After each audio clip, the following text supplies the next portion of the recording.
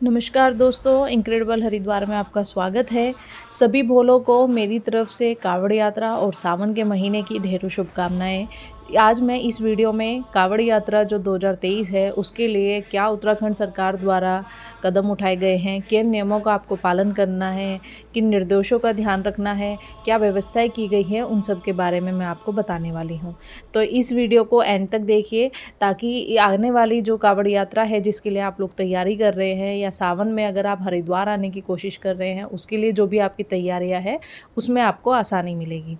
तो सबसे पहले मैं आपको बताना चाहूँगी कि ये है क्या, सावन के महीने को इतना महत्व हमारे पुराणों में दिया गया है कि इसको सबका मनाने का तरीका अलग अलग है। कुछ लोग व्रत आदि करते हैं, कुछ लोग दान आदि का मानते हैं। सावन का महीना हमारे ग्रंथों में बहुत ही शुभ माना गया है, बहुत पावन महीना माना गया है। इसमें भोलेनाथ की बहुत कृपा हम लोगों पर बरसती है। हम लोग जलाभिषेक करके उनका धन्यवाद देते हैं।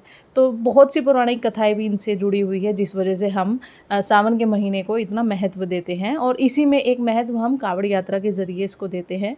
तो कावड़ यात्रा जो भी आप लोग लाना चाह रहे हैं, उसके लिए मैं आपको बता दूं, 4 जुलाई से सावन का महीना शुरू हो रहा है, जो कि 31 अगस्त तक रहेगा। इस बार सावन 2 महीने का पड़ रहा है, जिसमें कावड़ यात्रा का जो समय और तिथि निर्धारित की गई है वो 4 जुलाई से 15 जुलाई तक की तिथि है, जिसमें कावड़ यात्रा का इंतजाम किया गया है।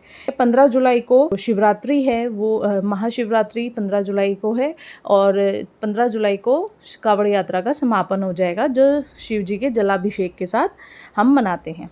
इस बार सरकार ने कुछ ऐसे कदम उठाए हैं जिस बार जो पिछले सारे रिकॉर्ड्स हैं कावड़ यात्रियों के, वो टूटने वाले हैं। इस बार बहुत अधिक संख्या में कावड़ यात्री आ सकते हैं, और बहुत अच्छे इंतज़ाम किए गए हैं, जिससे कि किसी को कोई भी परेशानी का सामना ना करना पड़े। तो मैं आपको बता दूं कि इसमें किस किस तरह की गाइडलाइंस आई हैं और क्या क्या नियमों का आपको ध्यान रखना है। जो भी कावड़ यात्री आ रहे हैं, वो कृपया ध्यान रखें कि वो अपने एक वैलिड आइडेंटिटी प्रूफ के साथ आएँ। मतलब कोई वैलिड पहचान पत्र उनके साथ होना चाहिए, जैसे आधार कार्ड हो गया, इस तरह का। क्योंकि बिना पहचान पत्र के, बिना आइडेंटिटी कार्ड के कावड़ यात्रा में आना अलाउड नहीं है किसी भी कावड़ यात्री के लिए। तो अगर आप कावड़ यात्रा के लिए तैयारी कर रहे हैं, कावड़ लेकर आ रहे हैं, तो प्लीज़ अपना आइडेंटिटी प्रूफ अपने साथ ज़रूर रखें। दूसरा, इस बार कावड़ की जो आपकी हाइट है वो 12 फीट से ज़्यादा नहीं होनी चाहिए, और किसी भी तरह का ट्रैफिक जैम का रीज़न नहीं बनना चाहिए। तो इस चीज़ को भी आप ध्यान में रखिएगा कि 12 फीट के अंडर ही आपकी कावड़ होनी चाहिए, कावड़ की हाइट होनी चाहिए। तीसरा पॉइंट इसमें जो सबसे इम्पोर्टेंट है, किसी भी तरह का अस्त्र शस्त्र आपको कावड़ यात्रा में लाना अलाउड नहीं है। जैसे कि इसमें लाठी, डंडे, त्रिशूल और अदर वेपन्स आप कोई भी कावड़ में लेकर नहीं आ सकते हैं, वो भी बिल्कुल भी अलाउड नहीं है, क्योंकि उससे किसी को हानि पहुंच सकती है, या उसका किसी भी तरह से आप ये मानिए कि मिसयूज़ ना हो जाए। उस चीज़ को ध्यान में रखते हुए ये नियम लागू किया गया है।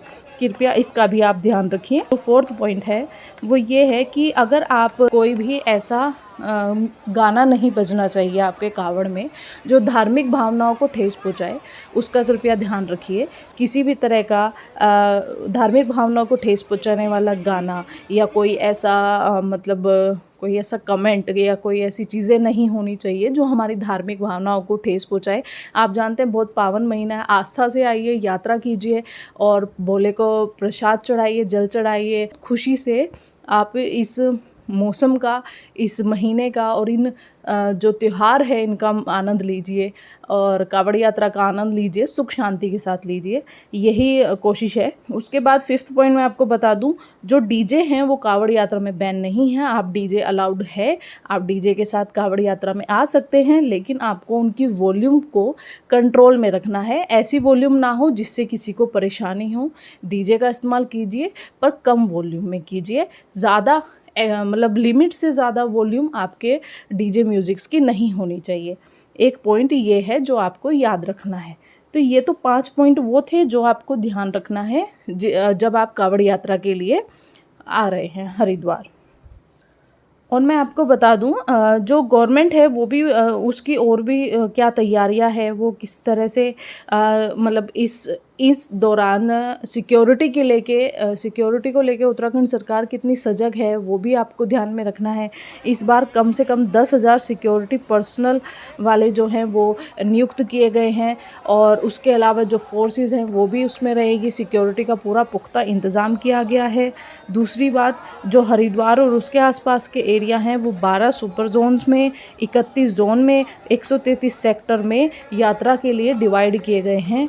तो जब आप कावड़ यात्रा करते हैं आपको इन रूट्स का ध्यान रखना है कि किस किस जोन में कावड़ यात्रा का इंतज़ाम है। जैसे कि जो मैंने आपको बताया 12 सुपर जोन हैं, 31 जोन्स हैं और 133 सेक्टर्स हैं जो स्पेशली कावड़ यात्रा के लिए ही डिवाइड किए गए हैं, जिसके अंदर कावड़ यात्रा का जो इंतज़ाम है वो रहेगा।